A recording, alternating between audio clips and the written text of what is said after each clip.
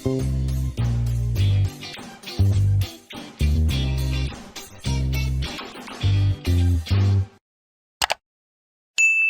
நான் உங்கள் chef Deena. Welcome back to chef Deena's kitchen. இன்றைக்கி நம்ம கிச்சனில் பார்க்க போகிற ரெசிபி என்ன, ட்ரை ஃப்ரூட் ரோல் எப்படி பண்ணுறது பார்க்க போகிறோம். அதாவது பர்டிகுலர் குழந்தைங்களுக்கு நல்ல ஒரு ஹெல்த்தியான ஒரு சாப்பாடு சாப்பிட்ணுன்னு சொல்லிட்டு நல்லா ஆசைப்படுவீங்களே, அதுவும் ஸ்கூல் டைமில் போகும்போது இந்த மாதிரி ஸ்நாக்ஸ் நீங்கள் கொடுத்தம்போது ரொம்ப நல்லது. இதோட banana pancake, dry fruits ரோலுக்கு தேவையான பொருட்கள்: பேரிச்சம்பழம் 200 கிராம், முந்திரி பருப்பு 100 கிராம், பாதாம் 100 கிராம், பிஸ்தா 50 கிராம், கசகசா 50 கிராம், காஞ்ச திராட்சை 75 கிராம், சர்க்கரை 200 கிராம், ஏலக்காய் பவுடர் 1/4 டீஸ்பூன், தேன் 50 ml, நெய் 2 டேபிள் ஸ்பூன். இதுதாங்க இந்த ரெசிபிக்கு தேவையான பொருட்கள்.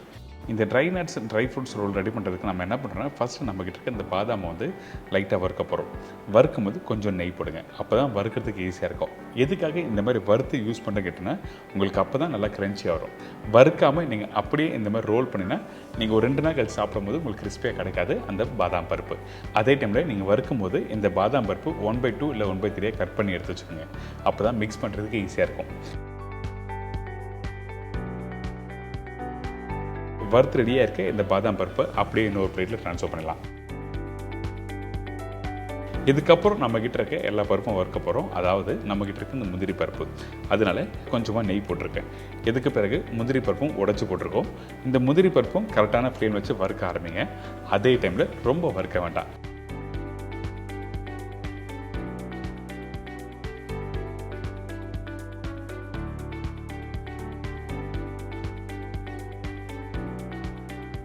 முக்கியமாக வறுக்கும் போது ஸ்லோ ஃப்ளேம் வச்சு வறுக்க ஆரம்பிக்கணும். அப்போ தான் பொறுமையாக கலர் மாற ஆரம்பிக்கும்.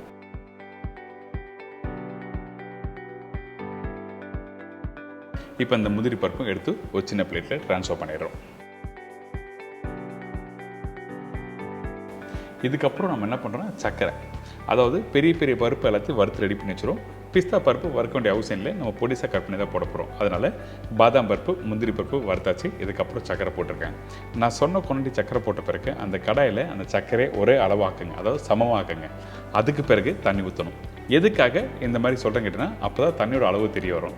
சில பேர் தண்ணி அதிகமாக ஊற்றிங்கன்னா இந்த சர்க்கரை குக் பண்ணுற டைம் வந்து அதிகரிக்கும். இந்த சர்க்கரை பாவு எடுக்கிற பக்குவம் என்ன கேட்டிங்கன்னா, கரெக்டாக ஒரு கம்பி பத அளவுக்கு வரணும்.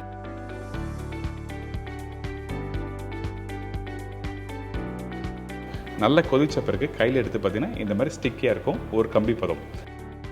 இந்த மாதிரி கம்பி பதம் வந்த பிறகு நம்ம என்ன பண்ணுறோம், இந்த சக்கரை பாவுலே தேன் யூஸ் பண்ணுறோம். எதுக்காக தேன் யூஸ் பண்ணுறேன்னா, இன்னும் கொஞ்சம் ரிச்னஸ் கொடுக்கும், அதே டைமில் டேஸ்ட் இருக்கும். அதனால தேன் யூஸ் பண்ணுறேன். வெறும் தேன் போட்டு பண்ணலாமா அப்படி கேட்டிங்கன்னா, கண்டிப்பாக பண்ணலாம், ஒன்றும் தவறு எதுவுமே இல்லை. அதாவது சக்கரைக்கு பதில். ஆனால் 2-3 நாள் கழித்து பார்க்கும்போது சாஃப்ட் ஆகிடும். ஸோ உங்களுக்கு நல்லா க்ரன்ச்சியாக இருக்குன்னு நினச்சிங்கன்னா அந்த டைமில் சுகர் யூஸ் பண்ணணும். அதனால சுகரும் தேனும் யூஸ் பண்ணியிருக்கேன். இதுக்கப்புறம் கட் பண்ணி வச்சுருக்கேன் அந்த பேரிச்சம்பழம் போட்டிருக்கோம். நீங்கள் நல்லா விதையை எடுத்த பிறகு அந்த பேரிச்சம்பழத்தையும் நல்லா பொடிசாக கட் பண்ணுங்கள். இந்த பேரிச்சம்பழத்தையும் நம்ம என்ன பண்ணுறோன்னா, இந்த சக்கரையிலே குக் பண்ண ஆரம்பிக்கிறோம். அதாவது பேரிச்சம்பழம் நல்லா தடிமாக இருக்கும் பார்த்தீங்களா, அதாவது நல்லா கெட்டியாக இருக்கும். அந்த கெட்டியாக இருக்க பேரிச்சம்பழம் மற்ற நட்ஸோடு மிக்ஸ் பண்ணுறதுக்கு நம்ம என்ன பண்ணுறோன்னா, இந்த மாதிரி பேரிச்சம்பழத்தை குக் பண்ணும்போது கொஞ்சம் மசிஞ்சு வரும், அதாவது மேஷ் ஆகும்.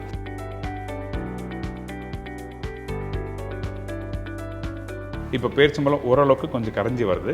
அதே டைமில் நம்ம என்ன பண்ணுறோன்னா, இந்த காஞ்சி திராட்சை போட்டிருக்கோம். அதுக்கப்புறம் வறுத்து ரெடி பண்ணி வச்சுருக்க முந்திரி பருப்பு, பாதாம் பருப்பு, பிஸ்தா. பிஸ்தா எந்த அளவுக்கு பொடிசை கட் பண்ண விடுமோ பொடிசை கட் பண்ணி போடுங்க. பிஸ்தா இந்த இடத்துல முக்கால்வாசி தான் யூஸ் பண்ணியிருக்கேன், நான் சொன்ன குவான்டிட்டி. அதே மாதிரி கசகசா 50 கிராமில் வந்து 30 கிராம் போட்டிருக்கேன், மீதி 20 கிராம் கடைசியாக யூஸ் பண்ண போகிறோம். சரிங்களா? இதெல்லாம் போட்ட பிறகு நல்லா மிக்ஸ் பண்ணுறோம். கடாயில் எல்லா பொருளும் சேர்த்த பிறகு நம்ம என்ன பண்ணுறோம், குறைஞ்சபட்சம் ஒரு 5 நிமிஷம் நல்லா குக் பண்ணும். அப்போ தான் அந்த பேரிச்சம்பழம், சர்க்கரை, முந்திரி பருப்பு, திராட்சை எல்லாம் மிக்ஸ் ஆகும். அதே டைமில் வாசனைக்காக நம்ம என்ன பண்ணுறோம், ஏலக்காய் தூள் போட்டிருக்கோம், கடைசியாக தான் போடணும். இப்போ பாருங்கள், கொஞ்சம் உதிரி உதிரியாக இருக்கிறது எல்லாமே குக் பண்ண கெட்டியாகும். ஒரு கெட்டியான டெக்ஸ்டர் வந்த பிறகு நெய் கொஞ்சம் போடுறோம்.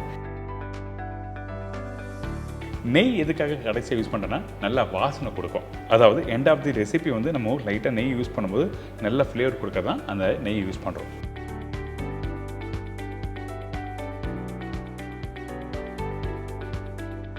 இப்போ ரெடி ஆகிடுச்சு, ஓரளவுக்கு கெட்டியான ஒரு பக்கம் வந்திருக்கு. இதுக்கப்புறம் நம்ம என்ன பண்ணுறோம், கட்டிங் போர்டில் கொஞ்சம் நெய் அப்ளை பண்ணுறோம்.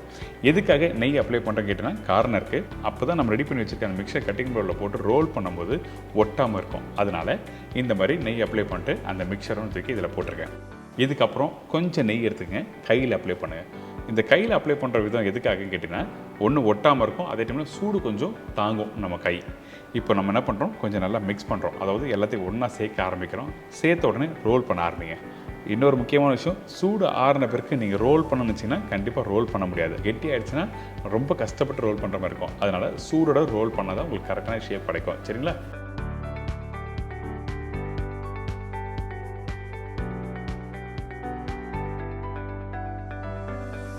இப்போ அழகாக ரவுண்டாக கட் பண்ணுற அளவுக்கு ஷேப் வந்தாச்சு.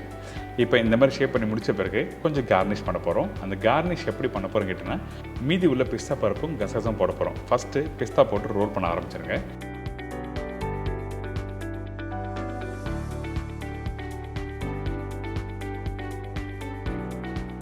இந்த மாதிரி கொஞ்சம் ரோல் பண்ணி முடித்த பிறகு பிஸ்தா எல்லா சைடும் கரெக்டாக பேக் ஆகிருக்கும், அதாவது ரோல் ஆகிருக்கும். இந்த மாதிரி வந்த பிறகு கடைசியாக கசகசா போட்டு ரோல் பண்ணி எடுத்தீங்கன்னா ஒரு சூப்பரான ட்ரை ஃப்ரூட்ஸ் ரோல் ரெடி.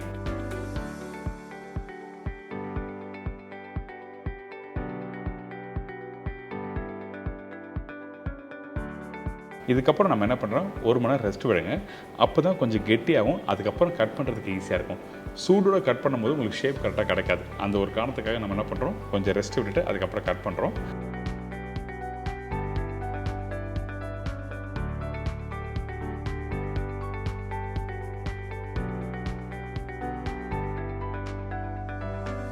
பார்த்தீங்களா, பார்க்குறதுக்கு சூப்பராக இருக்குல்ல. இந்த ட்ரை நட்ஸும் ட்ரை ஃப்ரூட்ஸ் வச்சு இந்த மாதிரி நீங்கள் வீட்டில் ட்ரை பண்ணி பார்க்கலாம். பர்டிகுலராக நம்ம வீட்டில் இருக்க குழந்தைங்களுக்கு லஞ்ச் பாக்ஸ்லையும் கொடுத்து அனுப்பலாம். இந்த மாதிரி ட்ரை ஃப்ரூட்ஸ் நீங்கள் தனித்தனியாக கொடுக்குறது போல இந்த மாதிரி நீங்கள் அழகாக ரோல் மாதிரி பண்ணி கொடுத்தீங்கன்னா குழந்தைங்க விரும்பி சாப்பிடுவாங்க. ரொம்ப ஹெல்த்தியான ஒரு ரெசிபி தான் நீங்கள் சொல்லி கொடுத்துருக்கேன். என்ஜாய் பண்ணுங்கள்.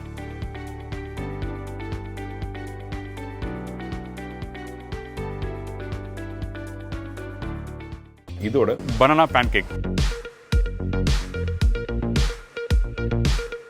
பனானா பேன்கேக் தேவையான பொருட்கள்: முட்டை 3 நம்பர், பனானா 2லேருந்து 3 நம்பர், பால் 250 ml, powder sugar 5 tablespoon, maida 250 gram, baking soda 1 tablespoon, baking powder 1 teaspoon, butter cook பண்ணுறதுக்கு தேவையான அளவு. இதாங்க இந்த ப்ரிப்பரேஷன் தேவையான பொருட்கள். இப்போ இந்த பனானா பேன்கேக் பண்ண போகிறோம்னு சொன்னோம் பார்த்தீங்களா, அதுக்கு வந்து பேட்டர் ரெடி பண்ண போகிறோம்.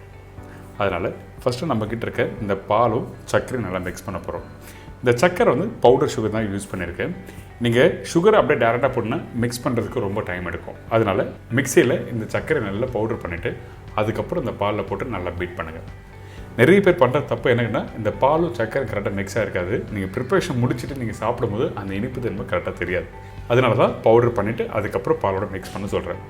இதுக்கு பிறகு 3 முட்டையை உடச்சி டேரெக்டாக இதில் ஆட் பண்ணுவோம்.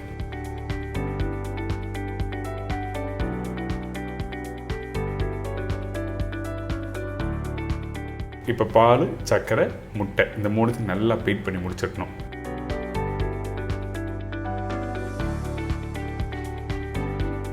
பீட் பண்ணி முடித்த பிறகு நம்மக்கிட்ட இருக்க இந்த வாழைப்பழம், அதாவது இந்த பனானாவை நல்லா மேஷ் பண்ணி இதில் ஆட் பண்ணணும்.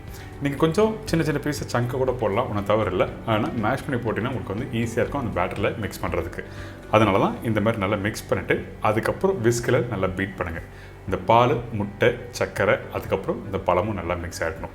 இதுக்கு பிறகு ட்ரை இன்க்ரீடியன்ஸ், அதாவது baking soda, baking powder use பண்ணுற இடத்துல நம்ம எந்த ஒரு ப்ரிப்பரேஷன் பண்ணாலும் நல்லா மிக்ஸ் பண்ணிவிட்டு ஃப்ளாரோட அதுக்கப்புறம் மிக்ஸ் பண்ணால் உங்களுக்கு ஈஸியாக இருக்கும்.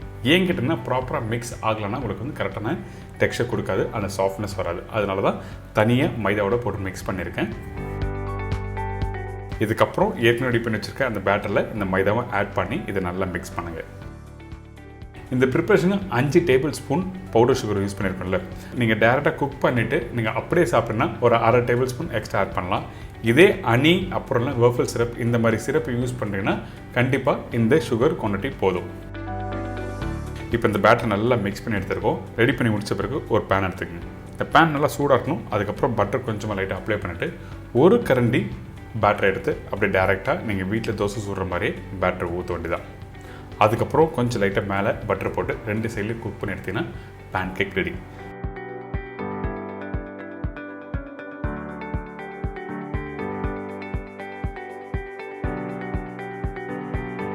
இந்த பேன் கேக் வேகிறதுக்கு அதிகபட்சம் 2 நிமிஷம் தான் ஆகும். நீங்கள் டாப்பிங்ஸ் ஏகப்பட்ட டாப்பிங்ஸ் இருக்குது. நான் சொன்ன மாதிரி ஹனி நீங்கள் யூஸ் பண்ணலாம், வேர்ஃபல் சிரப் யூஸ் பண்ணலாம், அப்படின்னா whipping cream, chocolate, any toppings இதில் ஆட் பண்ணலாம்.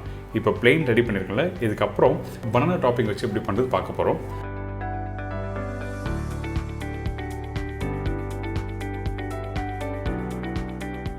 அதே பேட்டரை ஒரு கரண்டி எடுத்து போட்டிருக்கோம்.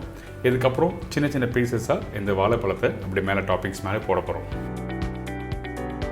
இந்த இடத்துல வேறு எதுனா யூஸ் பண்ணலாமல் கேட்டிங்கன்னா, நான் சொன்ன மாதிரி dry fruits, dry nuts, white chocolate, dark chocolate, அதுக்கப்புறம் விப்பிங் க்ரீம், அப்புறம் சாக்லேட் சிரப்பு, இந்த மாதிரி நிறைய ஆப்ஷன் இருக்குது. உங்களுக்கு பிடிச்ச மாதிரி கடையில் வாங்கி நீங்கள் யூஸ் பண்ணலாம்.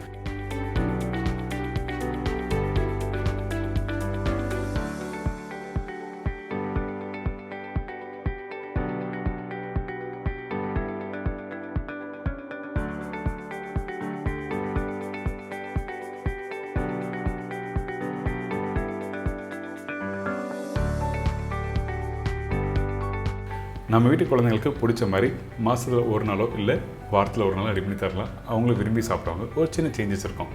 என்ஜாய் பண்ணுங்கள், ட்ரை பண்ணுங்கள்.